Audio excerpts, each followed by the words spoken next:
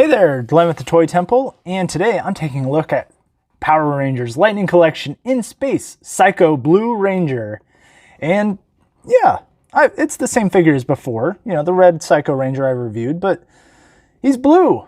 Dabba dee dabba die, right? I mean, it's just some new axe and a blast effect, but not in a $40 two-pack. I actually picked this up for like $5 during a GameStop sale. It was a good pickup. Clearly by the dust, you can tell they've had it for a while.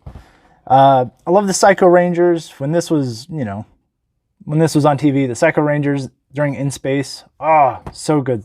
So good. Box, I love the art. It's a little messy. It was beat up, but I love this artwork. Anytime they have it. But then on the back, it's like, okay, there's the figure. You know, that thing that you just saw on the front. Okay, neat. So, yeah, not much to talk about. I always hate that about the back of the Lightning Collection boxes. They gotta put a wave or something on there. You know, get you excited for what's coming next. So yeah, let's take a look at In Space Psycho Blue, and I hope you'll join me. And here's Blue Psycho out of the package. And let's talk paint real quick, because this upper torso piece seems to always be missing some paint, and I really hope that they get that resolved for future Psycho Ranger toys. Missing some paint there, a little bit of blue. Right around, like up there, there's a couple scratches. He's got some missing along the edge there. I don't know. I hate that I keep pointing out that missing paint, but you know, once you stop missing it, maybe I won't talk about it. But fairly, I mean, they did a pretty good job elsewhere, but otherwise it's like the most important piece. It's what separates it from the other Lightning Collection figures, is this big, giant, floaty piece that goes around his head and just, I mean, the blue looks fine. It looks solid all the way around. It's not like two different colors of blue. There's a little bit of glossy up there, but then it's matte down here. Not the worst. I know this definitely reflects differently than the stuff at the top. It looks better than the last Psycho Ranger that I got, because he's not got the giant mess on the side of his face. The design works, by the way. I mean, it does. He's cool. He's evil looking, you know, mouth with spike teeth. But here, watch this. How much better would it be if the neck was slightly higher? Doesn't that look more natural? Like that's how the human body works. But no, because the pegs sit so low and the peg at the top of the head inside is so high up, you get like a little tiny neck, and it just looks silly. It looks silly. Really hate that. Articulation wise, it's your standard Lightning Collection fare. It's the same as the red I reviewed. I mean, you know, butterfly shoulder action, abs. There's nothing new. There's upper diaphragm. It's the same figure. They just repainted it blue. Not the worst thing in the world, especially if it's the Psycho Rangers. You know, you gotta knock them out. You make the mold. They're not constantly going to be made. There's only 7 of them. Silver and green, we'll see what happens with you guys. I know green's coming, and guess what? I'm going to buy green because I'm an idiot. And I love the green Psycho Ranger from the comics. Ooh, can't wait to get him. And then here is the size comparison between Legacy and Lightning Collection red compared to blue. And yeah, there's a big, not only falling over issue, but a big neck issue between these characters. And I feel like that's going to continue. I'm going to put my finger right there.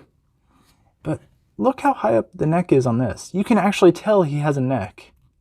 It matters to me. You know what? It matters to me. And these shoulders need to be spikier. These aren't nearly as spiky. Why? I don't know. They're floating pieces. This is actually sculpted. Come on. How is the Legacy so much better than the Lightning? Accessory-wise, he does come with, you know, some decent stuff. I love the additional hands, like this lightning effect. And mine came out a little bent. It was like that in the box, and I bought it anyway, but maybe I'll be more vigilant about what I buy next time. I won't, by the way. I don't know. Makes it look different from the red, I suppose, but unintentional. So if you, I don't know. I hate when stuff comes out of the box bent, which, by the way, so does this blast effect. And the blast effect, I don't know. Does it fit on anything on this? Oh, wait a minute. There it is. It's like a puzzle. On the tip. On the blade. There it is. Makes no sense. Sure. But cool translucent piece. I like it. Maybe use it with, you know, Dragon Ball Z characters. Be like, blah. Come back hand. Punch and power hand. Always a win.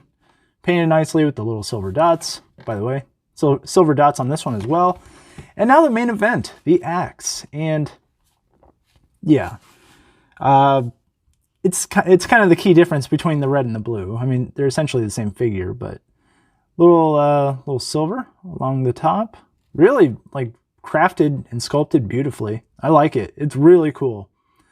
They did get a little hazy with the paint, like the blue paint on here.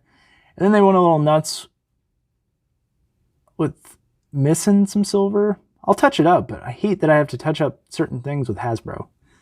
But the axe is cool. And here, let's see if it fits in his hand. Get it in the hand. There. Yeah. Look at that. Did I just scrape off? Whoop. Guess not. Haha. But yeah, it does fit in his hand. Looks good. I really like how it looks. Scales with the figure very well. So what are my final thoughts on Psycho Blue Ranger? Well, I feel like, I don't know. The Psycho Rangers, yeah, they're all the same mold, but he's a cool character. The price was right. I mean, $5 is $5, guys. Come on. He was a store exclusive at GameStop, and I'm just so sick of store exclusives when it comes to figures like this, because the store gets like one, and then everyone rushes to buy it at full price, and then they get like 20,000 more, and then they just sit there because everyone has to wait and wait until they get them. And then they go on sale for $5. And then the people who manufacture the action figure go, oh, well, no one wants to buy the Psycho Rangers because no one bought it. Well, no one bought it because all the scalpers already sold them on eBay to the people who actually care and bought them. That was not the case. I bought mine at $5, but I could definitely see why the dust was starting to collect on these guys. He's got good accessories, but the sloppy paint really hold it back. I'm going to give it like a 3 out of 5. I think that's about the same I gave for the other Ranger, but the cool axe is just cool. I like the axe. I'll touch it up. The lightning hand, yeah, it could have been a little bit better. I mean, it's the same hand, but it was bent out of the box. Come on. Fix that before it gets shipped. Seems easy. So yeah, I think 3 out of 5 is fair. I think that's exactly what I gave the other one. The Legacy, I know for sure, is a 4 out of 5 because I went back and rewatched my videos. And you should too, because I have hundreds of toy reviews that you can look at. Maybe one day I'll hit 365, and then I can say there's a video for every day of the year. And by the way, if I'm going back through, I've seen some scores. Should I adjust my scoring system? You know, the 3 out of 5, 2 out of 5, 1 out of 5, 5 out of 5, 4 out of 5. Let me know if I should adjust it. Should I do it out of 10? A gold star? A? B? B minus? I don't know. Tell me down below. Should I adjust how I score the figures? Should I grade them as I go? Should I grade the accessories? I don't know. I'll ask in a later video, just on its own, but I don't know. I don't know how to handle that. So let me know down in the comments. Or not. I don't care. I just do this for fun, and I'm glad you joined me this far into the video. So with that, thank you so much for watching. Check me out on Instagram and Twitter, both at The Toy Temple. Hit like, share, subscribe, and I'm done fiddling with this guy. And remember, you're never too old to enjoy the things you love.